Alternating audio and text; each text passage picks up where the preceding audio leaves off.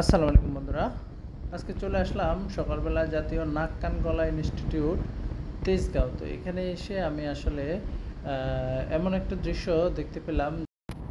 তিনি আসলে এখানে চেয়ারগুলো এনেছেন সকালবেলা যারা সিরিয়াল ধরে দাঁড়িয়ে থাকে, মহিলা পুরুষ বৃদ্ধ, উনি আসলে সবাইকে চেয়ার দেন বসার জন্য, মানে সিরিয়াল ধরে দাঁড়িয়ে না থেকে বসার জন্য। তার বিনিময়ে তাকে যে যা দেয় এটাতেই তিনি আসলে সন্তুষ্ট। আসুন দেখি বাকিটা তার মুখ থেকে শুনি, তিনি কি বলতে চান তার মুখ থেকে আমরা একটু শুনি।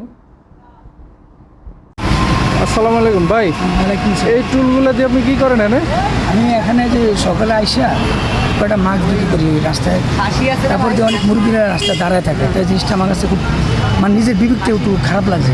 দাঁড়ায় থাকে বলতে এই যে হাসপাতালে টিকিট লওয়ার জন্য দাঁড়ায় থাকে সিরিয়ালে, না বসে থাকে দাঁড়ায় থাকে। হ্যাঁ, পরে তারপরে আমার খারাপ লাগছে, পরে আস্তে আস্তে টুল কয়েকটা দিলাম, পরে মুরগিগুলো বসে দিলাম যে বসেন, আর একটু জোরে বলুন। হ্যাঁ বসেন, যে যা পারেন তা দিয়ে, না তাহলে না দিবেন, এইভাবে এটা করে রেখে আচ্ছা আচ্ছা, বুঝতে পারছি। মানে মানুষের কষ্ট দেখে আপনি এখানে মানুষের কষ্ট দেখে আপনি টুল দেন, তারপরে যে নতুন টুলগুলো দিতে আসেন মানুষের দিক দিয়ে বসে, তারপর আপনারা যে যা দেয় খুশি মানে যা দেয় ওইটাতে আপনি সন্তুষ্ট। মুরগি বয়স তাদের কাছ থেকে নিই না, যারা অসহায় মুরগি আছে বয়স্ক মহিলা তাদের কাছ থেকে আমি নিই না।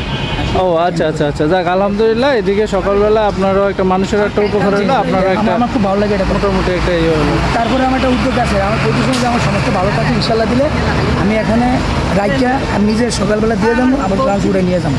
এই কাজটা আমার আশা আছে, এটা আমি ফ্রি থেকে নিজে মন থেকে আমি করি। বুঝছি বুঝছি, যাক আলহামদুলিল্লাহ। আপনার নাম কি? আমার নাম জুয়েল। যাক আলহামদুলিল্লাহ, দোয়া রইল আপনার জন্য ভাই।